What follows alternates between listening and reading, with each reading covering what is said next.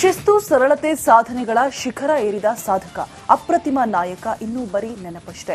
ಇವರ ಸುಂದರ ಬದುಕಿನ ಒಂದಷ್ಟು ಕುತೂಹಲಕಾರಿ ವರದಿ ಇಲ್ಲಿದೆ.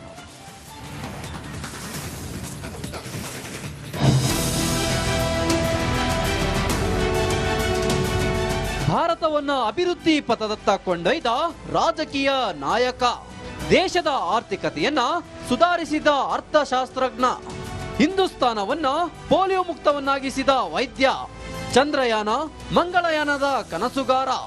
ಇಂಥ ಧೀಮಂತ ನಾಯಕರನ್ನ ಕಳೆದುಕೊಂಡ ಭಾರತ ಬಡವಾಗಿದೆ. ಸಿಂಗ್ ಹೆಜ್ಜೆ ಗುರುತು. ಡಾಕ್ಟರ್ ಮನಮೋಹನ್ ಸಿಂಗ್ 1932ರ ಸೆಪ್ಟೆಂಬರ್ 20ರಂದು ಜನಿಸಿದ್ರು. 1963ರಿಂದ 1965ರವರೆಗೆ ಪಂಜಾಬ್ ಯೂನಿವರ್ಸಿಟಿಯಲ್ಲಿ ಆರ್ಥಿಕ ಉಪನ್ಯಾಸಕರಾಗಿ ಕೆಲಸ ನಿರ್ವಹಿಸಿದ್ರು. 1976ರಲ್ಲಿ ಹಣಕಾಸು ಸಚಿವಾಲಯದಲ್ಲಿ ಕಾರ್ಯದರ್ಶಿಯಾಗಿ ಕೆಲಸ ಮಾಡಿದ್ರು. 1982ರಲ್ಲಿ RBIಗೆ ಗವರ್ನರ್ ಆಗಿ ಸಿಂಗ್ ನೇಮಕಗೊಂಡ್ರು. 1991ರಲ್ಲಿ ರಾಜ್ಯಸಭಾ ಸದಸ್ಯರಾಗಿ ಸಿಂಗ್ ಆಯ್ಕೆಯಾದ್ರು. 1999ರಲ್ಲಿ ಲೋಕಸಭಾ ಚುನಾವಣೆಗೆ ಸಿಂಗ್ ಸ್ಪರ್ಧೆ ಮಾಡಿದ್ರು. ಸಿಂಗ್ ಹೆಜ್ಜೆ ಗುರುತು. 2004ರಲ್ಲಿ ಡಾಕ್ಟರ್ ಮನಮೋಹನ್ ಸಿಂಗ್ 13ನೇ ಪ್ರಧಾನಿಯಾಗಿ ಪ್ರಮಾಣ ವಚನ ಸ್ವೀಕರಿಸಿದ್ರು. 2 ಬಾರಿ ಪ್ರಧಾನಮಂತ್ರಿಯಾಗಿ ಸಿಂಗ್ ಕಾರ್ಯನಿರ್ವಹಿಸಿದ್ರು. 2004ರಿಂದ 2014ರವರೆಗೆ ಡಾಕ್ಟರ್ ಸಿಂಗ್ ದೇಶದ ಪ್ರಧಾನಿಯಾಗಿ ಕೆಲಸ ಮಾಡಿದ್ದರು.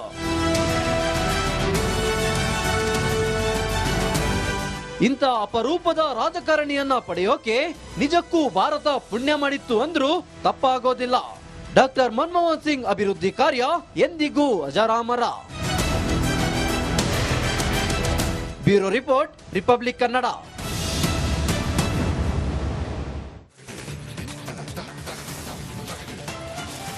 ಶಿಸ್ತು ಸರಳತೆ ಸಾಧನೆಗಳ ಶಿಖರ ಏರಿದ ಸಾಧಕ ಅಪ್ರತಿಮ ನಾಯಕ ಇನ್ನೂ ಬರೀ ನೆನಪಷ್ಟೇ.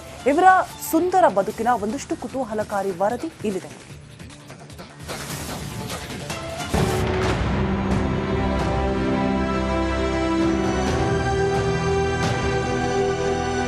ಶಿಸ್ತು, ಸರಳತೆ, ಸಾಧನೆಗಳ ಶಿಖರ ಏರಿದ ಸಾಧಕ, ಅಪ್ರತಿಮ ನಾಯಕ, ಭಾರತ ದೇಶದ 13ನೇ ಪ್ರಧಾನಿ ಡಾಕ್ಟರ್ ಮನಮೋಹನ್ ಸಿಂಗ್. ಬಡವರ ಕನಸುಗಳನ್ನು ಸಾಕಾರಗೊಳಿಸಿದ ಆರ್ಥಿಕ ಸುಧಾರಣೆಯ ಹರಿಕಾರ.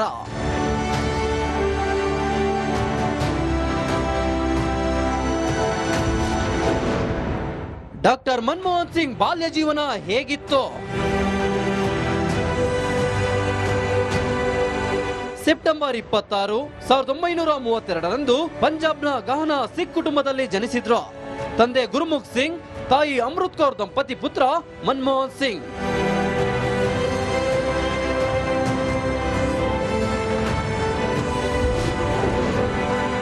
ಸಿಂಗ್ ಹೆಜ್ಜೆ ಗುರುತು. ಪ್ರಾಥಮಿಕ ಶಿಕ್ಷಣವನ್ನು ಉರ್ದು ಮಾಧ್ಯಮದಲ್ಲಿ ಆರಂಭಿಸಿದ ಇವರು ಪಂಜಾಬ್ ವಿಶ್ವವಿದ್ಯಾಲಯದಲ್ಲಿ ಉನ್ನತ ಶಿಕ್ಷಣ ಪಡೆದರು. ಬಳಿಕ 1952ರಿಂದ 1954ರಲ್ಲಿ ಪದವಿ, ಸ್ನಾತಕೋತ್ತರ ಪದವಿ, 1957ರಲ್ಲಿ ಕೇಂಬ್ರಿಡ್ಜ್ ವಿವಿಯಲ್ಲಿ ಅರ್ಥಶಾಸ್ತ್ರ ಅಧ್ಯಯನ ಮಾಡಿದ್ರು. ನಂತರ ಪಂಜಾಬ್ ವಿಶ್ವವಿದ್ಯಾಲಯದಲ್ಲಿ ಪ್ರಾಧ್ಯಾಪಕರಾಗಿ ಸೇವೆ ಸಲ್ಲಿಸಿದ್ರು. 1958ರಲ್ಲಿ ಗುರು ಶರಣ್ ಕೌರ್ ಜೊತೆ ವಿವಾಹವಾಗಿದ್ರು. ಮನಮೋಹನ್ ಸಿಂಗ್ 2 ಬಾರಿ ಪ್ರಧಾನಿ ಹುದ್ದೆ ಅಲಂಕರಿಸಿ ದೇಶಕ್ಕೆ ಅಪಾರವಾದ ಸೇವೆ ಸಲ್ಲಿಸಿದ್ದಾರೆ. ಇವರು ಜಾರಿಗೆ ತಂದ ಯೋಜನೆಗಳು ದೇಶವನ್ನು ಅಭಿವೃದ್ಧಿ ಪಥದತ್ತ ಸಾಗಿಸಿದೆ. ಇಂಥ ಅಪರೂಪದ ನಾಯಕ ಇನ್ನೂ ನೆನಪು ಮಾತ್ರ. Bureau report, republic Kannada. ವ್ಯಕ್ತಿ ಮರೆಯಾದ್ರೂ ಕೂಡ ವ್ಯಕ್ತಿತ್ವ ಮರೆಯಾಗಲ್ಲ. ಅಂತಹ ವ್ಯಕ್ತಿ ಮತ್ತು ವ್ಯಕ್ತಿತ್ವವನ್ನ ಹೊಂದಿದ ದೇಶದ ಅಸಾಧಾರಣ ವ್ಯಕ್ತಿ ಆರ್ಥಿಕ ತಜ್ಞ ಮನಮೋಹನ್ ಸಿಂಗ್ ಅಸ್ತಂಗತರಾಗಿದ್ದಾರೆ. ಚಿರ ನಿದ್ರೆಗೆ ಜಾರಿದ್ದಾರೆ.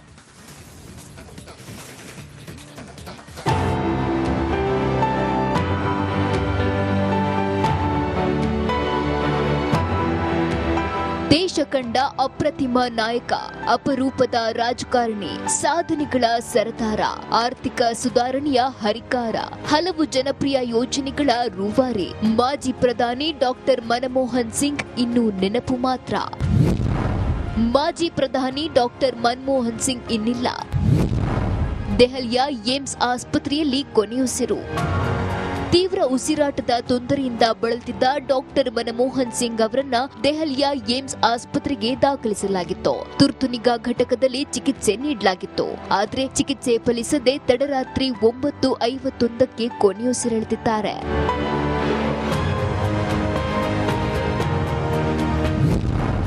ಡಾಕ್ಟರ್ ಮನಮೋಹನ್ ಸಿಂಗ್ ನಿಧನಕ್ಕೆ ಮೋದಿ ಸಂತಾಪ. ಮನಮೋಹನ್ ಸಿಂಗ್ ಅವರ ನಿಧನಕ್ಕೆ ಪ್ರಧಾನಿ ನರೇಂದ್ರ ಮೋದಿ ಸಂತಾಪ ಸೂಚಿಸಿದ್ದಾರೆ. ದೇಶದ ಪ್ರಧಾನಿಯಾಗಿ ಇವರು ಸಲ್ಲಿಸಿದ ಸೇವೆ ಅತ್ಯಮೂಲ್ಯವಾದದ್ದು ಎಂದು ಟ್ವೀಟ್ ಮೂಲಕ ಪ್ರಧಾನಿ ಮೋದಿ ಸಂತಾಪ ಸೂಚಿಸಿದ್ದಾರೆ. ಮನಮೋಹನ್ ಸಿಂಗ್ ಅವರ ಸಾಧನೆ ಎಂದಿಗೂ ಮರೆಯಲಾಗದು ಎಂದು ಮಾಜಿ ಪ್ರಧಾನಿ ಎಚ್.ಡಿ. ದೇವೇಗೌಡರು ಟ್ವೀಟ್ ಮಾಡಿ ಸಂತಾಪ ವ್ಯಕ್ತಪಡಿಸಿದ್ದಾರೆ.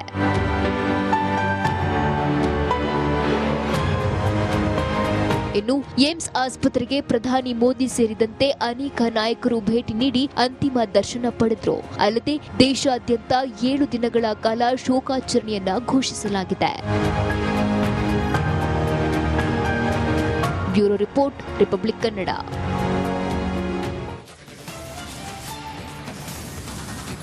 ಮಾಜಿ ಪ್ರಧಾನಿ ಮನಮೋಹನ್ ಸಿಂಗ್ ನಿಧನಕ್ಕೆ ಇಡೀ ದೇಶವೇ ಕಂಬನಿ ಮಿಡಿದಿದೆ. ಶ್ರೇಷ್ಠ ಆರ್ಥಿಕ ತಜ್ಞ, ಅಭಿವೃದ್ಧಿಯ ಹರಿಕಾರ, ಜಾಗತೀಕರಣಕ್ಕೆ ಮಹತ್ವದ ಕೊಡುಗೆ ಕೊಟ್ಟಿದ್ದಾರೆ. ಆ ಕುರಿತಾಗಿ ಒಂದು ವರದಿ ಇದೆ, ನೋಡ್ಕೊಂಡು ಬನ್ನಿ.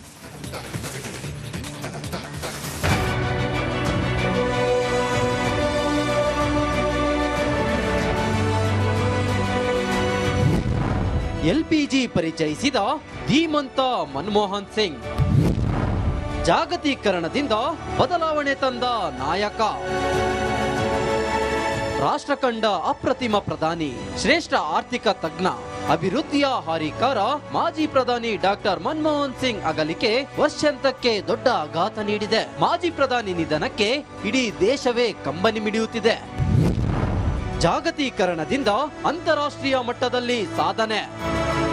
92ರ ಹದಿಹರೆಯದಲ್ಲೂ ಸಂಸತ್ತಿಗೆ ಆಗಮಿಸಿದ್ದ ಮನಮೋಹನ್ ಸಿಂಗ್ ಭಾರತದ ಆರ್ಥಿಕತೆ ಬಗ್ಗೆ ದೂರದೃಷ್ಟಿ ಹೊಂದಿದ್ರು. ಭಾರತವನ್ನ ಜಾಗತಿಕ ಮಟ್ಟದಲ್ಲಿ ಉತ್ತುಂಗಕ್ಕೆ ತರಲು ಎಲ್ಪಿಜಿ ಅಂದ್ರೆ ಉದಾರೀಕರಣ, ಖಾಸಗೀಕರಣ ಹಾಗೂ ಜಾಗತೀಕರಣವನ್ನು ಪರಿಚಯಿಸಿದ್ರು. ಜಾಗತೀಕರಣ ಪರಿಚಯಿಸುವ ಮೂಲಕ ಮನಮೋಹನ್ ಸಿಂಗ್ ಭಾರತವನ್ನು ಆರ್ಥಿಕ ಬಿಕ್ಕಟ್ಟಿನಿಂದ ಪಾರು ಮಾಡಿದ್ರು. ವಿದೇಶಿ ನೇರ ಹೂಡಿಕೆ ಹಾಗೂ ವ್ಯಾಪಾರದಲ್ಲಿ ಅದ್ಭುತ ಬದಲಾವಣೆ ತಂದ್ರು. ಇಂಡೋ-ಯುಎಸ್ ಪರಮಾಣು ಒಪ್ಪಂದಕ್ಕೆ ಸಹಿ. ಮನಮೋಹನ್ ಸಿಂಗ್ ಅವರು 2005ರಲ್ಲಿ ಇಂಡೋ-ಯುಎಸ್ ಪರಮಾಣು ಒಪ್ಪಂದಕ್ಕೆ ಸಹಿ ಹಾಕಿದ್ರು. ಯುಎಸ್ ಅಧ್ಯಕ್ಷ ಜಾರ್ಜ್ ಬುಷ್ ರೊಂದಿಗೆ ಒಪ್ಪಂದ ಮಾಡಿಕೊಂಡ್ರು. ಈ ಮೂಲಕ ಶಾಂತಿ ಸೌಹಾರ್ದತೆಯನ್ನ ಮತ್ತಷ್ಟು ಬಲಪಡಿಸಿದ್ರು. ಮನಮೋಹನ್ ಸಿಂಗ್ ಅಗಲಿಕೆ ಇಡೀ ದೇಶಕ್ಕೆ ತುಂಬಲಾರದ ನಷ್ಟವಾಗಿದೆ. ಧೀಮಂತ ನಾಯಕನ ಅಗಲಿಕೆಗೆ ಭಾರತವೇ ಕಂಬನಿ ಮಿಡಿದಿದೆ.